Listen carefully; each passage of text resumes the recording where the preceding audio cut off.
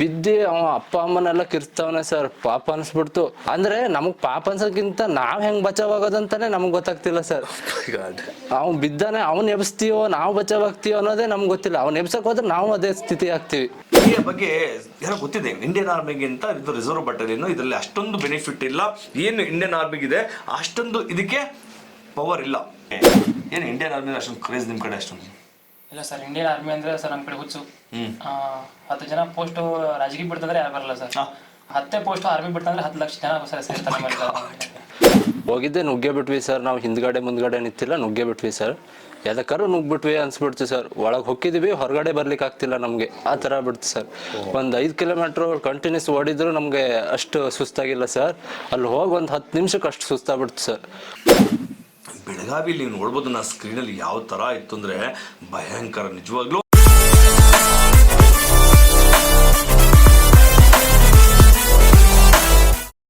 ನಮಸ್ತೆ, ಜೈ ಹಿಂದ್. ಸನಿಕಡ್ ಮೈಸೂರು ಯೂಟ್ಯೂಬ್ ಚಾನಲ್ಗೆ ಎಲ್ಲರಿಗೂ ಸ್ವಾಗತ ಸುಸ್ವಾಗತ. ಇವತ್ತು ಈ ವಿಡಿಯೋ ಕೊಡ್ತಾ ಇರೋದು ವಿಶೇಷವಾಗಿ Indian territorial army TA rally ಬಗ್ಗೆ ಕೊಡ್ತಂಥ ಮಾಹಿತಿ.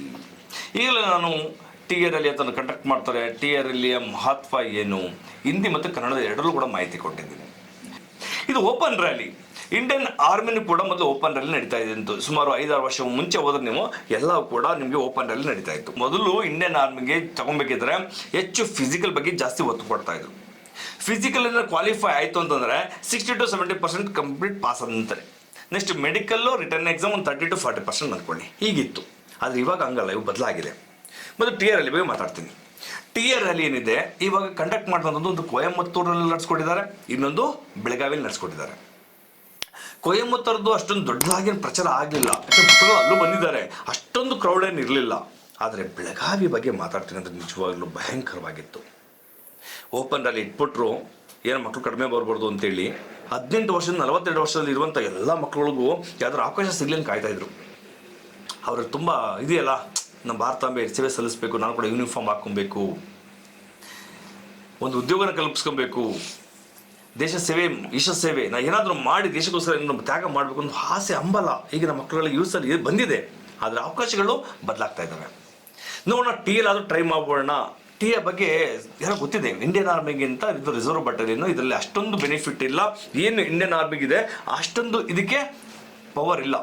ಆದರೂ ಕೂಡ ಯೂನಿಫಾರ್ಮ್ ಹಾಕೋತಿಲ್ಲ, ಬಂದೂಕು ಇಟ್ಕೊಳ್ತೀನಲ್ಲ, ನನಗೊಂದು ಉದ್ಯೋಗ ಸಿಗುತ್ತಲ್ಲ, ದೇಶ ಸೇವೆ ಮಾಡುವಂಥ ಸೌಭಾಗ್ಯ ಸಿಗುತ್ತಲ್ಲ, ಈ ಎಲ್ಲ ಉದ್ದೇಶದ ಮಕ್ಕಳುಗಳು ನುಗ್ಬಿಟ್ರು. ಬೆಳಗಾವಿಲಿ ನೀವು ನೋಡ್ಬೋದು, ನಾ ಸ್ಕ್ರೀನಲ್ಲಿ ಯಾವ ಥರ ಇತ್ತು ಅಂದರೆ ಭಯಂಕರ, ನಿಜವಾಗ್ಲೂ. ನನ್ನೊಂದಿಗೆ 2 ಕ್ಯಾಂಡಿಡೇಟ್ಸ್ ಇದ್ದಾರೆ, ಯಾರು TA ರ್ಯಾಲಿನ ಅಟೆಂಡ್ ಮಾಡಿ ಕ್ವಾಲಿಫೈ ಆಗಿ ಬಂದಿದ್ದಾರೆ ನಮ್ಮ ಮಕ್ಕಳುಗಳು. ಅವ್ರನ್ನ ಮೊದಲು ಪರಿಚಯ ಮಾಡ್ಕೊಡ್ತೀನಿ. ಸನಿಕಡ್ ಮೈಸೂರಿಗೆ ಸ್ವಾಗತ ಸುಸ್ವಾಗತ. ನಮಸ್ತೆ ಸರ್. ಮಂಜು ಪಿಡಾಯಿ. ಹಾಂ ಸರ್. ಯಾವೂರಪ್ಪ? ಸರ್ ಬೆಳಗಾವಿ ಜಿಲ್ಲೆ ರಾಯಬಾಗ್ ತಾಲೂಕು ಕಟ್ಟಕೋಗಿ ಸರ್ ನಮ್ಮೂರು. ಓಕೆ. ಏನು ಇಂಡಿಯನ್ ಆರ್ಮಿ ಅಷ್ಟೊಂದು ಕ್ರೇಜ್ ನಿಮ್ಮ ಕಡೆ ಅಷ್ಟೊಂದು ಇಲ್ಲ ಸರ್. ಇಂಡಿಯನ್ ಆರ್ಮಿ ಅಂದ್ರೆ ಸರ್ ನಮ್ಮ ಕಡೆ ಹುಚ್ಚು. 10 ಜನ ಪೋಸ್ಟ್ ರಾಜಕೀಯ ಬಿಡ್ತಂದ್ರೆ ಯಾರು ಬರಲ್ಲ ಸರ್. 10 ಪೋಸ್ಟ್ ಆರ್ಮಿ ಬಿಡ್ತಂದ್ರೆ 10 ಲಕ್ಷ ಜನ ಸರ್ ಸೇರ್ತಾರೆ. ನಿಜವಾಗ್ಲೂ ನಾರ್ತ್ ಕರ್ನಾಟಕ ಅಂದ್ರೆ ಏನೋ ಸೈನಿಕರಾಗ ಪೂರ್ತಿ ಅಷ್ಟೊಂದು ಜೋಶ್ ಅವ್ರಗಳಿಗೆ ಕ್ರೇಜ್ ಸರ್. ಕ್ರೇಜ್ ಇದೆ, ಉತ್ಸಾಹ ಜಾಸ್ತಿ ಸರ್. ನಮ್ಮಲ್ಲಿ ಫಿಸಿಕಲ್ ಜಾಸ್ತಿ ನಮ್ಮ ಹುಡುಗರಿಗೆ, ಸ್ವಲ್ಪ ರಿಟರ್ನ್ ಕಮ್ಮಿ ಸರ್. ಸ್ವಲ್ಪ ರಿಟರ್ನ್ ಕಡಿಮೆ ಇದೆ. ಆದ್ರೆ ಫಿಸಿಕಲ್ ಅಂತಂದ್ರೆ ಮೊದಲು ನುಗ್ಬಿಡ್ತಾರೆ, ಯಾರನ್ನು ಬಿಟ್ಕೊಡಂಗಿಲ್ಲ. 4 ಗಂಟೆಗೆ ಎದ್ದೇಳ್ಬೇಕು, ಓಡ್ಬೇಕು ಸರ್, ಮಾಡ್ಲೇಬೇಕು ಅನ್ಸುತ್ತೆ. ಆರ್ಮಿ ಸರ್ ನಾವು ಜಾಯಿನ್ ಆಗ್ಲೇಬೇಕು ಸರ್. ಹೌದು ಸರ್. ನಮ್ಮಲ್ಲಿ ಬೆಳಗಾವಿ ಇಬ್ಬರು ಹೋದ್ರು ಸರ್. 10 ಜನಕ್ಕೆ ಇವಾಗ ಕಾಡ್ತಾ ಇರುತ್ತೆ, ನಾನೇ ಆರ್ಮಿಗೆ ಹೋಗಿಲ್ಲ, ನಾನು ಹೋಗ್ಬೇಕು ಸರ್, ಹೋಗ್ಬೇಕಂತ ಹೇಳಿ. ಅವ್ರು ಯೂನಿಫಾರ್ಮ್ ಹಾಕೊಂಡ್ ಬಂದಾಗ, ಸ್ಟೇಟಸ್ ಹಾಕೊಂಡಾಗ ಕ್ರೇಜ್, ನನಗೆ ಹೋಗ್ಬಾರ್ದು, ನನಗೆ ಆ ಜಾಗದಲ್ಲಿ ಇಲ್ಲ, ನಾನು ಚಿಂತೆ ಜಾಸ್ತಿ ಆಗ್ತದೆ. ದಿನ ಹತ್ರ ಅದೇ ಕನಸು ಕಾಣ್ತಾ ಅದೇ ಕನಸ ನಮ್ಮ ಹುಡುಗರು. ನಿಜವಾಗ್ಲೂ ಬೆಳಗಾಂ ಮತ್ತೆ ನಾರ್ತ್ ಕರ್ನಾಟಕದಲ್ಲಿ ಬರುವಂತ ಮಕ್ಕಳು ನಿಜವಾಗ್ಲೂ ಗ್ರೇಟ್ ಅಂತ ಹೇಳ್ಬೇಕು. ಆ ಮಕ್ಕಳನ್ನ ನೋಡಿದ್ದೀನಿ, ಸ್ಪಿರಿಟ್ ನೋಡಿದ್ದೀನಿ, ಸೋಲೇ ಒಪ್ಪಲ್ಲ. ಅದೇನೇ ಆಗಲಿ ಮುನ್ನುಗ್ಗಬೇಕಷ್ಟೇ. ಪ್ರಸನ್ನ ಕೂಡ ಸೆಲೆಕ್ಟಾಗಿ ಬಂದಿದ್ದಾನೆ. ಅಲ್ಲಿರುವಂಥ ಒರಿಜಿನಲಿಟಿ ಹೇಗಿತ್ತು, ಆ ಮಕ್ಕಳ ದೂಕಾಟ, ತಳ್ಳಾಟ, ಹಿಂಸಾಚಾರ ಯಾವ ಥರ ಅನುಭವಿಸಿದ್ದಾರೆ ಅದ್ರ ಬಗ್ಗೆ ಇನ್ನಷ್ಟು ಮಾಹಿತಿಗಳನ್ನ ಹಂಚ್ಕೊತಿದ್ದಾನೆ. ಪ್ರಸನ್ನ, ಹೇಳಪ್ಪ ಹೇಗಿತ್ತು ಅಲ್ಲೆಲ್ಲ? ಸರ್ 11 ಗಂಟೆಗೆ ಹೋದ್ವಿ ನಾವು. ಅಂದ್ರೆ ಪಾಳೆ ಹೆಚ್ಚಿರ 11 ಗಂಟೆಗೆ, ನಾವು 2 ಗಂಟೆ 2:15 ಹಿಂಗೆ ಹೋದ್ವಿ ಸರ್. ಹೋಗಿದ್ದೆ ನುಗ್ಗೆ ಬಿಟ್ವಿ ಸರ್. ನಾವು ಹಿಂದ್ಗಡೆ ಮುಂದ್ಗಡೆ ನಿಂತಿಲ್ಲ, ನುಗ್ಗೆ ಬಿಟ್ವಿ ಸರ್. ಎದಕ್ಕಾರು ನುಗ್ಬಿಟ್ವಿ ಅನ್ಸ್ಬಿಡ್ತು ಸರ್. ಒಳಗೆ ಹೊಕ್ಕಿದೀವಿ, ಹೊರಗಡೆ ಬರ್ಲಿಕ್ಕೆ ಆಗ್ತಿಲ್ಲ ನಮಗೆ, ಆ ಥರ ಬಿಡ್ತು ಸರ್. ಒಂದು 5 ಕಿಲೋಮೀಟ್ರ್ ಕಂಟಿನ್ಯೂಸ್ ಓಡಿದ್ರು ನಮಗೆ ಅಷ್ಟು ಸುಸ್ತಾಗಿಲ್ಲ ಸರ್. ಅಲ್ಲಿ ಹೋಗಿ ಒಂದು 10 ನಿಮಿಷಕ್ಕೆ ಅಷ್ಟು ಸುಸ್ತಾಗ್ಬಿಡ್ತು ಸರ್. ಹೊರಗೆ ಬರ್ತೀವಿ, ಹೊರಗೆ ಬರ್ಲಿಕ್ಕೂ ಆಗ್ತಿಲ್ಲ ಸರ್. ಹೆಂಗೋ ಗುದ್ದಾಡ್ ಹೊರಗೆ ಬಂದ್ಬಿಟ್ವಿ. 1 ತಾಸು ಆಗಿದೆ ಹೊರಗೆ ಬರ್ಲಿಕ್ಕೆ ನಮ್ಗೆ ಒಳಗಡೆ ಹೋಗಿದ್ದು. ಉಸಿರು ಕಟ್ ಅಂದ್ರೆ ಉಸಿರು ಆಡ್ಲಿಕ್ಕೆ ಆಗಿಲ್ಲ ಸರ್. ನಮ್ಮ ತಿಕ್ಕಾಟಕ್ಕೆ ಬಿಸಿ ಆವಿ ಹೋಗ್ತಿತ್ತು ಸರ್ ಮೇಲ್ಗಡೆ. ಈಗ ಇಬ್ಬನಿ ಬೀಳುತ್ತಲ್ಲ ಸರ್, ಆ ಥರ ಆಗ್ತಿತ್ತು ಸರ್. ಹೊರಗಡೆ ಬಂದ್ವಿ, ನಾನು ಇವ ಬೇಡ, ಬೆಳಗ್ಗೆ ಟ್ರೈನ್ ಇದೆ, ಹೊತ್ತೋಗ್ಬಿಡುವ ಬೇಡ ಅನ್ಸ್ಬಿಡ್ತು. ಆಮೇಲೆ ಸುಮಾರು ಹೊತ್ತು ಒಂದು ಅರ್ಧ ತಾಸು ವೇಟ್ ಮಾಡಿದೆ. ಅಲ್ಲಿಂದ ಬಂದಿದ್ದೀವಿ, ಯಾಕೆ ಬಿಟ್ಟು ಹೋಗೋದು ಅನ್ಕ ಮತ್ತೆ ನುಗ್ಗಿದ್ವಿ. ಅವಾಗ ನುಗ್ಗಿದಾಗ ಇವನು ಒಳಗೆ ಹೋಗ್ಬಿಟ್ಟ ಸರ್. ನನ್ಗೆ ಆಗೇ ಇಲ್ಲ ಒಳಗೆ ಹೋಗ್ಲಿಕ್ಕೆ. ಅಂದ್ರೆ ತಳ್ಳಾಟಕ್ಕೆ ಬಿದ್ಬಿಟ್ವಿ ಸರ್. ಕಾಲೆಲ್ಲ ಗಾಯ ಬಿಡ್ತು, ಮತ್ತೆ ಹಿಂಸೆ ಬಿಡ್ತು ನನಗೆ. ಬೇಡ ಮೈಂಡಲ್ಲಿ ಬೇಡ ಅನ್ಸ್ಬಿಡ್ತು ನನಗೆ. ಸುಮ್ಮನೆ ಹೊರಗಡೆ ಬಂದು ಕೂತ್ಬಿಟ್ಟೆ. ಇವನು ಸುಮಾರು ಒಂದು 2 ಅವರ್ ಆದ್ಮೇಲೆ ಮತ್ತೆ ಕಾಲ್ ಹೊಡೆದ ಒಳಗಡೆ. ರನ್ನಿಂಗ್ ಫಸ್ಟ್ ಗ್ರೂಪ್ ಆಗಿದೆ ಮಚ್ಚಿ, ಒಳಗೆ ಬಾ, ಆಗುತ್ತೆ ನಿಂದು ಆಗುತ್ತೆ, ರನ್ನಿಂಗ್ ಆಗುತ್ತೆ ಬಾ ಅಂದ. ಆಮೇಲೆ ಮತ್ತೆ ನುಗ್ಗಿದೆ ಸರ್. ನಾನು ನುಗ್ಗಿದೆ, ಆಗಿಲ್ಲ, ಸುಮ್ಮನೆ ಬಿಟ್ಟೆ. ಆಮೇಲೆ ಎಲ್ಲ ಪಾಳಿ ಕಮ್ಮಿ ಆದ್ಮೇಲೆ ಲಾಸ್ಟಲ್ಲಿ ಹೋದೆ ಸರ್. ಆಮೇಲೆ ಒಳಗಡೆ ಹೋದೆ ಸರ್. ಅಲ್ಲಿ ಹೋದ್ರೆ ಒಳಗಡೆ ಅಂದ್ರೆ ಫಸ್ಟ್ ಈಗ ಹೈಟ್ ಚೆಕಿಂಗ್ ಮಾಡಿ ಅಲ್ಲಿ ಸುತ್ತ ನಿಂತಿದ್ವಿ ಸರ್. ಇನ್ನೂ ಒಳಗಡೆ 13,000 ಜನ ಇದ್ದಾರೆ ಅಂದ್ಬಿಟ್ರು. ಅಬ್ಬಾ, ನಮ್ಗಿನ್ ರನ್ನಿಂಗ್ ಎಷ್ಟು ಗಂಟೆಗೆ ಬಿಡ್ತಾರೆ ಹೇಳೋದೇ ಒಂದು ಇದಾಗ್ಬಿಡ್ತು. ಅಂದ್ರೆ ಬೆಳಗಿಂದ ಏನೂ ತಿಂದೇ ಇಲ್ಲ. ಬೆಳಗ್ಗೆ 2 ಗಂಟೆಗೆ ಹೋದವರು ಸಂಜೆ 4 ಗಂಟೆ ಆಗಿದೆ ನಾವು ಒಳಗಡೆ ಹೋಗಿರ್ಲಿಕ್ಕೆ, ಏನೂ ತಿಂದಿಲ್ಲ. ಮಿಡ್ ನೈಟ್ 2 ಗಂಟೆ ಒಳಗಡೆ ಹೋಗಿದ್ದೀರಿ, ಅದೇ ಅಷ್ಟೊಂದು ಗಂಟೆ ಸಂಜೆ 2 ಗಂಟೆ ಕಾಯ್ತಿದ್ವಿ ಸರ್. ಇವನು ಮುಂಚೆ ಹೋಗ್ಬಿಟ್ಟ ಸರ್. ನುಗ್ಗಾಟದಲ್ಲಿ ಹೆಂಗ್ ಹೋಗ್ಬಿಟ್ಟ ಅಂತ ಗೊತ್ತಾಗಿಲ್ಲ. ನನ್ ಪಕ್ಕನೇ ಇದ್ದ, ಹೆಂಗ್ ಹೋದ ಅಂತ ಗೊತ್ತಾಗಿಲ್ಲ. ಒಳಗಡೆ ಹೋಗಿದ್ವಿ, ಇನ್ನೂ 13,000 ಜನ ಇದೆ, ನಿಮ್ದು ಮಿನಿಮಮ್ 5 ಗಂಟೆ ಮೇಲೆ ರನ್ನಿಂಗ್ ಅಂದ್ಬಿಟ್ರು. ಅತ್ಲ ಒಳಗಡೆ ಏನಿಲ್ಲ, ಏನ್ ಮಾಡೋದಂತ ಗೊತ್ತಾಗಿಲ್ಲ. ಸುಮ್ಮನೆ ಕೂತ್ವಿ ಸರ್. ಆಮೇಲೆ ರನ್ನಿಂಗ್ ಮುಗಿಯೋಷ್ಟ್ರಲ್ಲಿ ಕತ್ಲೆ ಆಗ್ಬಿಟ್ಟಿತ್ತು ಸರ್ ನಂದು. ಸಾಯಂಕಾಲ ಹೋಗಿತ್ತು. ಹಾಂ ಸರ್. ದಿನೆಲ್ಲ ಕಾಯ್ದಿದ್ದೀರಾ? ನಿದ್ದೆ ಕಟ್ಟಿದ್ದೀರಿ, ದಿನದಲ್ಲೂ ಕಾಯ್ದಿದ್ದೀರಿ. ಹಾಂ ಸರ್. ಸಿಕ್ಕಾಬಟ್ಟೆ ಕಷ್ಟ ಅನ್ಸ್ಬಿಟ್ಟು. ಮಕ್ಕಳು ತುಂಬಾ ಏಟ್ ಗಿಟ್ ಬೀಳ್ತು ಗೊತ್ತಾಯ್ತು. ಹಾಂ ಸರ್. ನುಗ್ಗಾಡ್ದಲ್ಲಿ ಸರ್ ನಾವು ಫಸ್ಟ್ ಹೋಗಿದಾಗೆ ಸರ್ ಬಿದ್ದಿ ಅವ ಅಪ್ಪ ಅಮ್ಮನೆಲ್ಲ ಕಿರ್ಸ್ತವನೆ ಸರ್. ಪಾಪ ಅನ್ಸ್ಬಿಡ್ತು. ಅಂದ್ರೆ ನಮಗ್ ಪಾಪ ಅನ್ಸೋಕ್ಕಿಂತ ನಾವ್ ಹೆಂಗ್ ಬಚಾವಾಗೋದಂತಾನೆ ನಮಗ್ ಗೊತ್ತಾಗ್ತಿಲ್ಲ ಸರ್.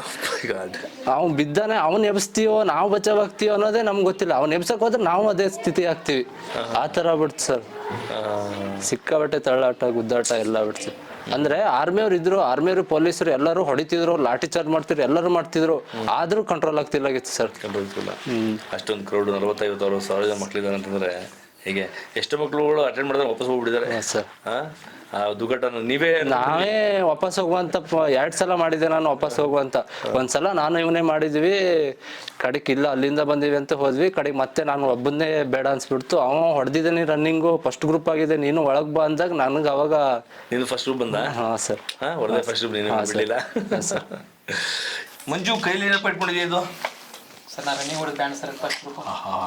ಬ್ಯಾಂಡ್ ತಗೊಳ್ಳೋದ್ರಲ್ಲಿ ಒಂದು ದೊಡ್ಡ ಖುಷಿ ಇರ್ಬೇಕಲ್ವಾ ಸರ್? ಖುಷಿ ಸರ್. ಏನು ದೊಡ್ಡ ಅಚೀವ್ಮೆಂಟು ಸರ್. ಅಷ್ಟು ಸಾವಿರ ಜನದಲ್ಲಿ ನಾವು ರನ್ನಿಂಗ್ ಹೊಡ್ಕೊಂಡು ಇದನ್ನ ಬ್ಯಾಂಡ್ ತಗೋಬೇಕಾದ್ರೆ ಸರ್ ಪುಣ್ಯ ಮಾಡಿರ್ಬೇಕು. ಒಳ್ಳೆಯದು. ಎಷ್ಟು ಸಾವಿರ ಜನ?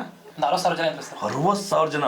60,000 ಜನ. ಮಧ್ಯದಲ್ಲಿ ಎಷ್ಟು ಮಕ್ಕಳು ಸೆಲೆಕ್ಷನ್? ಅದ್ರ ಮಧ್ಯದಲ್ಲಿ ಸರ್ ನಾವೆಲ್ಲ ಗ್ರೂಪ್ ಮಾಡ್ಕೊಂಡು 200 ಜನ ಬಿಟ್ಕೊಂಡು, ಆ 200 ಜನದಲ್ಲಿ ಸರ್ ಆಲ್ಮೋಸ್ಟ್ ಒಂದು 70% ಸರ್ ರನ್ನರ್ಸ್ ಇರ್ತಾರೆ. ಆಲ್ಮೋಸ್ಟ್ ಮ್ಯಾರಥಾನ್ ರನ್ನರ್ಸು, ಅಥ್ಲೆಟಿಕ್ಸ್, ಯೂನಿವರ್ಸಿಟಿ ಇಂಥವೆಲ್ಲ ಮುಗಿಸ್ಕೊಂಡು ಸರ್ ನಾನು ಸೈನಿಕ ಕಡೆ ಮೇಲೆ ಸರ್ ರನ್ನಿಂಗ್ ಪ್ರಾಕ್ಟೀಸ್ ಮಾಡ್ಕೊಂಡು ಇದೊಂದು ಬ್ಯಾಂಡ್ ತಗೊಂಬಂದಿ ಸರ್. ಬ್ಯಾಂಡ್ ಅಲ್ಲಿ ಕಟ್ ಮಾಡಾಕ್ಬಿಡ್ತೀರಂತೆ ಸರ್. ಬ್ಯಾಂಡ್ ಎಲ್ಲ ಕಟ್ ಮಾಡ್ಬಿಟ್ಟಿದ್ರು ಸರ್. ಕಟ್ ಮಾಡಿದ ತಕ್ಷಣ ನೀನ್ ತಗೊಂಡ್ಬಿಟ್ಟಿದೀಯಾ? ನಾ ಕಷ್ಟಪಟ್ಟು ತಗೊಂಡಿದ್ದೀನಿ, ಕೊಡಲ್ಲ ಸರ್. ನಾನು ಅಲ್ಲಿ ಕ್ರೌಡ್ ಬಗ್ಗೆ ಮಾತಾಡೋಣ, ಮಕ್ಕಳ ಸಮಸ್ಯೆಗಳ ಬಗ್ಗೆ ಮಾತಾಡೋಣ. ಎಷ್ಟು ಕಷ್ಟ ಅನುಭವಿಸಿದ್ದಾರೆ ಮಕ್ಕಳುಗಳು. ಆ ಟಿಯರ್ ಅಲ್ಲಿ ಏನೋ ಒಂದು ಕ್ರೇಜಿಂದ ಹೋಗ್ತಾರೆ. ಅಲ್ಲಿ ವ್ಯವಸ್ಥೆಗಳು ಯಾವ ಥರ ಇತ್ತು, ಮಕ್ಕಳಿಗೆ ಏನೇನು ಸಮಸ್ಯೆಗಳಿದ್ದಾವೆ, ಎಷ್ಟು ಅನುಕೂಲಗಳು ಬೇಕಿತ್ತು, ಅನುಕೂಲಗಳಿಗೆ ಇಲ್ಲಿ ಏನು ವ್ಯತ್ಯಾಸ ಮಾಡಿದ್ದಾರೆ, ಸೌಲಭ್ಯಗಳು ಇನ್ನೆಷ್ಟು ಏನೇನು ಬದಲಾವಣೆ ತರಬೇಕಾಗಿದೆ, ಅದ್ರ ಬಗ್ಗೆ ಚರ್ಚೆ ಮಾಡೋಣ. ಪ್ರಸನ್ನ ಯಾವರಪ್ಪ? ಉತ್ತರ ಕನ್ನಡ, ಸಿರ್ಸಿ ತಾಲೂಕು ಸರ್. ಸಿರ್ಸಿ ತಾಲೂಕು. ಸೊ ಹೇಗಿತ್ತು ರ್ಯಾಲಿ? ಸರ್ ಅದು ಮಾತಾಡಂಗೆ ಇಲ್ಲ ಸರ್. ಅದು ಸಿಕ್ಕಾಪಟ್ಟೆ ಜನ ಸರ್. ಅದರಲ್ಲಿ ನಾವು ಹೋಗಿ ಹೊಡೆದು ಬಂದೀವಿ ಅಂದರೆ ನಮಗೆ ನಂಬಕ್ಕಾಗ್ತಿಲ್ಲ ಸರ್. ಸೊ ಹಾಗಾದ್ರೆ ಅಲ್ಲಿ ಎಷ್ಟು ಮಕ್ಳು ಇರ್ಬೋದು? ಸುಮಾರು ಎಷ್ಟು ಮಕ್ಳು ಕಂಡು ಬಂತು ಸರ್? ಒಂದು 50,000-60,000 ಜನ ಇದ್ರೇನು ಸರ್? 50,000-60,000 ಮಕ್ಕಳು ಅಂದ್ರೆ ಅರ್ಥ ಒಂದು 60 ಊರು ಅಂತ ಅರ್ಥ. ಹಾಂ ಸರ್. 60 ಊರು ಜನಗಳು. ಹಾಂ ಸರ್. ಅದು ಯಂಗ್ಸ್ಟಾರ್ಸ್ ಎಲ್ಲ ಬಲಶಕ್ತಿ ಇರುವಂಥ ಮಕ್ಕಳೇ. ಹಾಂ ಸರ್. ಅಂತ ಮಕ್ಕಳನ್ನ ಅವಾಯ್ಡ್ ಹೆಂಗೆ ಮಾಡಿದ್ರು, ಕಂಟ್ರೋಲ್ ಹೆಂಗೆ ಮಾಡಿದ್ರು ಸರ್? ಅವ್ರು ಎಷ್ಟು ಕಂಟ್ರೋಲ್ ಮಾಡಿದ್ರು ಆಗ್ತಾನೆ ಇಲ್ಲ ಸರ್. 2 ಬಸ್ಸು ಪೊಲೀಸ್ ತರಿಸಿದ್ದಾರೆ ಸರ್, 2 ಬಸ್ ಇಲ್ಲಿ, ಆದರೂ ಆಗಲಿಲ್ಲ ಸರ್ ಅವ್ರಿಗೆ ಕಂಟ್ರೋಲ್ ಮಾಡಲಿಕ್ಕೆ. ಅದು ಕೇಳ್ಬಿಟ್ಟೆ ಕೆಲವು ಮಕ್ಕಳುಗಳು ಅದನ್ನ ಕ್ರೌಡಲ್ಲಿ ಡಾಕ್ಯುಮೆಂಟ್ ಚೆಕ್ ಮಾಡಕ್ಕೆ ಒಳಗಡೆ ಬಿಡಲಿಲ್ಲ ಅಂದ್ರೆ ವಾಪಸ್ ಹೋಗ್ಬಿಟ್ರು ಅಂತಂದ್ರು. ಹಾಂ ಸರ್. ಸುಮಾರು ಜನ ಅಂದರೆ ಅಲ್ಲಿ ನಿಲ್ಲಕ್ಕಾಗದೇ ವಾಪಸ್ ಹೋಗ್ಬಿಟ್ಟಿದ್ದಾರೆ ಸರ್ ಆ ಜನರ ಮಧ್ಯೆ. ಹಾಗಾದ್ರೆ ಅಲ್ಲಿ ಮಕ್ಕಳು ಮನೆಗಳಿಗೆ ಏನಾದ್ರು ವ್ಯವಸ್ಥೆ ಇತ್ತಾ? ಸರ್ ಏನಿಲ್ಲ ಸರ್, ಫುಟ್ಬಾತಲ್ಲೇ ಮನಗಿದ್ದು. ಅದ್ರ ಪಕ್ಕಕ್ಕೆ ಒಂದು ಚಿಕ್ಕ ಗ್ರೌಂಡ್ ಇತ್ತು ಸರ್, ಒಂದು ಸ್ಕೂಲ್ ಇತ್ತು, ಆ ಗ್ರೌಂಡಲ್ಲೇ ಫುಟ್ಬಾತಲ್ಲಿ ಮನಗಿದ್ದು ಸರ್. ಮಲಗಿದ್ರು? ಹಾಂ ಸರ್. ಮಳೆ ಉಯ್ತಿತ್ತಾ? ಇಲ್ಲ, ಮಳೆ ಇಲ್ಲ, ಚಳಿ ಇತ್ತು ಸರ್. ಚಳಿ ಇತ್ತು. ಅಲ್ಲಿ ಊಟ ಗಿಟ ವ್ಯವಸ್ಥೆ ಏನಾದ್ರು? ಏನಿಲ್ಲ ಸರ್, ಎಂಥದ್ದು ಇಲ್ಲ ಸರ್. ಅದಿಲ್ಲ. ವಾಶ್ರೂಮಿಗೆಲ್ಲ ಹೋಗ್ಲಿಕ್ಕೆಲ್ಲ ಕಷ್ಟ ಆಗ್ತಿದ್ದು? ಹಾಂ ಸರ್. ಬೆಳಿಗ್ಗೆ ಹಂಗೆ ಎದ್ದು ಬಂದು ಓಡಬೇಕು? ಹಾಂ ಸರ್, ಅಂದರೆ 11 ಗಂಟೆಗೆ ಪಾಳಿ ಹಚ್ಚಿದ್ದಾರೆ ಸರ್. 12 ಗಂಟೆಯಿಂದ ಒಳಗೆ ಬಿಡ್ತಿದ್ದಾರೆ ಸರ್. ಓಕೆ. ಆದರೂ ಆಗಿಲ್ಲ. ನೈಟಲ್ಲಿ ನಿದ್ದೆಗಿಡಬೇಕು, ಬೆಳಿಗ್ಗೆ ಎದ್ದು ಓಡಬೇಕು. ಫುಲ್ ನಿದ್ದೆಗಟ್ಟಿ ಓಡಿದ್ವಿ sir. My card document check ಮಾಡಬೇಕಿದ್ರೆ ಪ್ರಾಪರ್ ಎಲ್ಲ ಚೆಕ್ ಮಾಡ್ತಾ ಇದ್ರಾ? ಅಂದ್ರೆ ಸರ್, ಒಳಗೆ ಫಸ್ಟಿಗೆ ಡಾಕ್ಯುಮೆಂಟ್ ಚೆಕಿಂಗ್ ಮಾಡಿ ಬಿಡ್ತಾ ಇದ್ರು. ಆ ನಂತರ ಕ್ರೌಡ್ ಆಗದೆ ಅವರಿಗೆ ಕಂಟ್ರೋಲ್ ಮಾಡ್ಲಿಕ್ಕೆ ಆಗದೆ ಡಾಕ್ಯುಮೆಂಟ್ ಬಿಟ್ಟು ಹೈಟ್ ಚೆಕಿಂಗ್ ಮಾಡಿ ಸೀದಾ ಒಳಗಡೆ ಬಿಡ್ತಿದ್ರು. ಒಳಗಡೆನೆ ಚೆಕಿಂಗ್ ಮಾಡ್ತಿದ್ರು ಡಾಕ್ಯುಮೆಂಟ್ಸ್. ಓಕೆ. ಎಷ್ಟು ಒಂದು ಬ್ಯಾಚಲ್ಲಿ ಎಷ್ಟು ಮಕ್ಕಳು ಬಿಡ್ತಾ ಇದ್ರು ಸುಮಾರು? ಒಂದು 250ರಿಂದ 275 ಜನ ಬಿಡ್ತಿದ್ರು ಸರ್. 150, 250 ಮಕ್ಕಳು ಅಂತಂದ್ರೆ ಕಡಿಮೆ ಆಯ್ತು. ಅಷ್ಟು ಮಕ್ಕಳು ಒಟ್ಟಿಗೆ ನುಗ್ಬೇಕಿದ್ರೆ ಎಷ್ಟು ಮಕ್ಕಳು ತೊಗೊಂಡ್ರು ನಿಮ್ಮ ಬ್ಯಾಚಲ್ಲಿ? ನಮ್ಮ ಬ್ಯಾಚಲ್ಲಿ 3 ಜನ ಸರ್. ಎಷ್ಟೇ ಬಿಟ್ಟರು 3 ಜನ ತಗೊಳ್ಳೋದು ಸರ್. ಫಸ್ಟಿಗೆ 3 ಜನ ಯಾರು ಇರ್ತಾರೋ ಅವರೇ ಸರ್. 250 ಮಕ್ಕಳು 1%. ಅಂದ್ರೆ ಒಂದೇ ಅಂದ್ರೆ 100 ಹಾಂ ಸರ್. 250, 300ಕ್ಕೆ 3 ಮಕ್ಕಳು. ಹಾಂ ಸರ್. ಅಂದ್ರೆ ಹೊಡೆದಿದ್ಯಾ? ಹಾಂ ಸರ್. ಅದೊಂದು ಪ್ರೌಡ್ ಫೀಲ್ ಆಗಿರ್ಬೇಕು. ಬಿಡ ನಾನು ಮುಂದೆ ಸರ್. ಹಾಗೆ ಸರ್. ಇಷ್ಟು ಸಡನ್ ಇಷ್ಟೊಂದು ಕ್ರೌಡ್ ಮಕ್ಕಳು ಇಷ್ಟೊಂದು ಮಕ್ಕಳಲ್ಲಿ ಬರ್ತಾರಂತ ಅವ್ರು ಎಕ್ಸ್ಪೆಕ್ಟ್ ಕೂಡ ಮಾಡಿರಲಿಲ್ಲ. ಹೌದಲ್ಲ? ಈ ಮುಂದಿನ ವರ್ಷನೂ ಇದೇ ಥರ ಇರುತ್ತಾ ಅಂತ ಕೆಲವು ಮಕ್ಕಳು ಪ್ರಶ್ನೆ ಮಾಡ್ತಾರೆ. ಹೌದು ಸ್ನೇಹಿತರೆ, ಇದೇ ಥರ ಆದರೆ ಯಾವಾಗ ಅಂದರೆ ಏನೀಗ ಇಂಡಿಯನ್ ಆರ್ಮಿ ಸೆಲೆಕ್ಷನ್ ಪ್ರೊಸೆಸ್ಸು ಮೊದಲು ಎಕ್ಸಾಮ್ ಆಗ್ತಾ ಇದೆ, ಆಮೇಲೆ ಫಿಸಿಕಲ್ ಆಗ್ತಾ ಇದೆ. ಇದನ್ನು ಎಷ್ಟೋ ಫಿಸಿಕಲ್ಲಿ ತುಂಬ ಸ್ಟ್ರಾಂಗ್ ಆಗಿರೋ ಮಕ್ಕಳುಗಳಿಗೆ ರಿಟರ್ನ್ ಎಕ್ಸಾಮಲ್ಲಿ ವೀಕ್ ಇರೋಂಥ ಮಕ್ಕಳುಗಳಿಗೆ ಬಹಳ ಕಷ್ಟ ಆಗ್ತಾ ಇದೆ ಕ್ವಾಲಿಫೈ ಆಗಲಿಕ್ಕೆ. ಅಂಥ ಮಕ್ಕಳೆಲ್ಲವೂ ಕೂಡ ಆ್ಯಕ್ಚುಲಿ ನಿಮಗೆಲ್ಲ ಗೊತ್ತೇ ಇದೆ, ಸ್ಪೋರ್ಟ್ಸಲ್ಲಿರುವಂಥ ಅಥ್ಲೆಟ್ ಪ್ಲೇಯರ್ಸು ಇಂಥವ್ರೆಲ್ಲರೂ ಕೂಡ ಓದುವ ಕಡೆ ಗಮನ ಕಡಿಮೆ ಕೊಡ್ತಾರೆ, ಫಿಸಿಕಲ್ ಬಗ್ಗೆ ಜಾಸ್ತಿ ಗಮನ ಕೊಡ್ತಾರೆ. ಅದರಿಂದಾಗಿ ಅವ್ರಿಗೆ ನಾಲೆಡ್ಜ್ ಏನಿದೆ, ಸ್ವಲ್ಪ ಬೇಕಂತ ಎಜುಕೇಷನ್ ಇದೆ, ಸ್ವಲ್ಪ ವೀಕ್ ಆಗ್ತಾರೆ, ಫಿಸಿಕಲಿ ಸ್ಟ್ರಾಂಗ್ ಆಗಿರ್ತಾರೆ. ಫಿಸಿಕಲಿ ಸ್ಟ್ರಾಂಗ್ ಇರೋ ಮಕ್ಕಳಿಗೆ ಆ ಇಂಡಿಯನ್ ಆರ್ಮಿಯಲ್ಲಿ ಮೊದಲಿದಂಥ ಸೆಲೆಕ್ಷನ್ ಪ್ರೊಸೆಸ್ ಬದಲಾದ ಕಾರಣ, ಮೊದಲು ಎಕ್ಸಾಮ್ ಇರುವ ಕಾರಣ ಅಂಥ ಮಕ್ಕಳು ಕ್ವಾಲಿಫೈ ಆಗೋದೇ ಇಲ್ಲ. ಅವ್ರಿಗೆ ಒಂದೇ ಅವಕಾಶ TR ಅಲ್ಲಿ ಇದೇ ಥರ ಮುಂದಿನ ವರ್ಷ TR ಅಲ್ಲಿ ಮೊದಲು ಫಿಸಿಕಲ್ ರ್ಯಾಲಿ ನಡೆಸ್ಕೊಟ್ರೆ ಸೇಮ್ ಇದೇ ಥರ ಕ್ರೌಡ್ ಇರೋದಂತೂ ಸತ್ಯ. ಇನ್ನು ಜಾಸ್ತಿನೂ ಆಗ್ಬೋದು ಮಕ್ಕಳು, ಡೌಟೇ ಇಲ್ಲ. ಅಥವಾ ಇಂಡಿಯನ್ ಆರ್ಮಿನಲ್ಲಿ ಸೆಲೆಕ್ಷನ್ ಪ್ರೊಸೆಸ್ ಇದೆ, ಅದು ಬದಲಾವಣೆ ಆಗಬೇಕು, ಇಲ್ಲ ಇದೇ ಕಂಟಿನ್ಯೂ ಮಾಡ್ತಾರೆ ಸೇಮ್ TR ಅಲ್ಲಿ ನಡೆಸ್ತಾರೆ. TR ಅಲ್ಲೂ ಕೂಡ ಮೊದಲು ಎಕ್ಸಾಮ್ ಆಗಬೇಕು, ಆಮೇಲೆ ಫಿಸಿಕಲ್ ರ್ಯಾಲಿ ಆಗಬೇಕು. ಈಗಿನ ಟೆಕ್ನಾಲಜಿಗೆ, ಈಗಿನ ಜನ್ರೇಷನ್ಗೆ ಎರಡೂ ಅವಶ್ಯಕತೆ ಇದೆ. ರಿಟರ್ನ್ ಎಕ್ಸಾಮ್ ಚೆನ್ನಾಗಿರ್ಬೇಕು, ಅವ್ರದ್ದು ಫಿಸಿಕಲ್ ಚೆನ್ನಾಗಿರ್ಬೇಕು, ಎರಡು ಅವಶ್ಯಕತೆ ಇರುವ ಕಾರಣ ಈಗ ರಿಟರ್ನ್ ಎಕ್ಸಾಮ್ ಮುಂಚಿತವಾಗಿ ಮಾಡಿದ್ದಾರೆ ಮತ್ತು ಕ್ರೌಡ್ ಕಂಟ್ರೋಲ್ ಮಾಡೋಕ್ಕಾಗ್ತಿಲ್ಲ ಅಂತೇಳಿ ಅದೊಂದು ರೀಸನ್ ಆಗಿದೆ. ಈ ಥರ ಸಮಸ್ಯೆ ಆಗದಂತೆ ನಮ್ಮ ಡಿಫೆನ್ಸ್ ಅಥವಾ ಸರ್ಕಾರ ಮುನ್ನೆಚ್ಚರಿಕೆ ವಹಿಸಿ ಮಕ್ಕಳಿಗೆ ಸರಿ ರೀತಿ ವ್ಯವಸ್ಥೆ ಮಾಡ್ಕೊಳ್ಳಿ ಅಂತೇಳಿ ನಾನು ಎಲ್ಲ ಅಧಿಕಾರಿ ಹತ್ರ ನಾನು ಕೇಳ್ಕೊಳ್ತೀನಿ. ಜೊತೆಗೆ ನಮ್ಮ ಸೈನಿಕರ ಮೈಸೂರಲ್ಲಿ ನಿಮಗೆ ತಿಳಿದಿರುವಂಥ ಹೊಸ ಬ್ಯಾಚ್ ಶುರುವಾಗಿದೆ. SCC staff selection commission CAPF 39,000ಗೂ ಹೆಚ್ಚು ಪೋಸ್ಟ್ ಬಿಡಲಾಗಿದೆ. ಜೊತೆಗೆ RRB, RPF, MTC ಅಪ್ಲಿಕೇಶನ್ ಬಿಡ್ತಾನೆ ಇದ್ದಾರೆ. ಎಲ್ಲರಿಗೂ ತಯಾರಿ ಮಾಡ್ತಾನೆ ಇದ್ದೀವಿ. ನಮ್ಮ ಹತ್ರ ಆಲ್ಮೋಸ್ಟ್ ಮಕ್ಕಳ ಸಂಖ್ಯೆ ಫುಲ್ ಆಗಿದೆ. ಆದರೂ ಕೂಡ ಅಗ್ನಿವೀರ್ ನೆಕ್ಸ್ಟ್ ಬಿಡುವಂಥ ಹೊಸ ಬ್ಯಾಚ್ ಶುರು ಮಾಡ್ತಾ ಇದ್ವಿ. ಯಾರು ಆಸಕ್ತ ಮಕ್ಕಳು ಇದ್ರೆ ಜಾಯ್ನ್ ಆಗ್ಬೋದು. ಅದರಲ್ಲೂ ನಮ್ಮ ಸೈನಿಕರ ಮೈಸೂರಲ್ಲಿ ವಿಶೇಷವಾಗಿ NDA ನ್ಯಾಷನಲ್ ಡಿಫೆನ್ಸ್ ಅಕಾಡೆಮಿ ಅವರು ತಯಾರಿ ಮಾಡ್ತಾ ಇದ್ದೀವಿ. NDAಗೆ ಕೋಚಿಂಗ್ ತಗೊಳ್ಳೋದ್ರಿಂದ ಲಾಭಗಳೇನಪ್ಪ ಅಂದರೆ ಏರ್ ಫೋರ್ಸ್, ನೇವಿ, ಆಫ್ಕೆಟ್, CDS ಇದೆಲ್ಲವೂ ತಯಾರಾಗ್ಬೋದು. ಈಗಲೂ ನಮ್ಮ ಮಕ್ಕಳುಗಳು SSR ಕ್ಲಿಯರ್ ಮಾಡ್ಕೊಂಡು ಇಂಡಿಯನ್ ನೇವಿಗೆ ಸೆಲೆಕ್ಷನ್ ಹೋಗಿದ್ದಾರೆ, ಏರ್ ಫೋರ್ಸ್ ಕೂಡ ಎಕ್ಸಾಮ್ ಬರೆದಿದ್ದಾರೆ. ಇದರ ಹಲವಾರು ಅವಕಾಶಗಳು ನಮ್ಮ ಸೈನಿಕರ ಮೈಸೂರಲ್ಲಿ ಕೊಡ್ತಾ ಇದ್ವಿ. ಯಾರು ಆಸಕ್ತ ಆಕಾಂಕ್ಷಿಗಳಿದ್ರೆ ನಮ್ಮ ಸೈನಿಕರ ಮೈಸೂರಿಗೆ ಕರೆ ಮಾಡಿ ಜಾಯ್ನ್ ಆಗಿ ನೀವು ಉಜ್ವಲ ಭವಿಷ್ಯ ರೂಪಿಸ್ಕೊಳ್ಳಿ. ನಮ್ಮ ಸೈನಿಕರ ಮೈಸೂರಿನ ಮುಖ್ಯ ಗುರಿ ಏನಪ್ಪಾ ಅಂತಂದ್ರೆ ನಮ್ಮ ಯುವ ಪೀಳಿಗೆಯ, ನಮ್ಮ ರಾಷ್ಟ್ರದ ಯುವ ಪೀಳಿಗೆಯ ಉಜ್ವಲ ಭವಿಷ್ಯವನ್ನು ರೂಪಿಸುವಂತ ಕನಸನ್ನು ನಾವು ಓದ್ತಿದ್ವಿ. ನಿಮ್ಮೆಲ್ಲರಿಗೆ ಪ್ರೋತ್ಸಾಹ ನಾವು 100% ಕೊಡ್ತೀವಿ ಅಂತ ಹೇಳ್ತಾ ಇವತ್ತು ಈ ಒಂದು ವಿಡಿಯೋನ ವೀಕ್ಷಿಸಿದಂತ ಎಲ್ಲ ವೀಕ್ಷಕರಿಗೆ ಮತ್ತೊಮ್ಮೆ ಧನ್ಯವಾದಗಳು.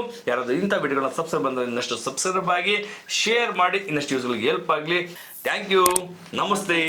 ಜೈ ಹಿಂದ್.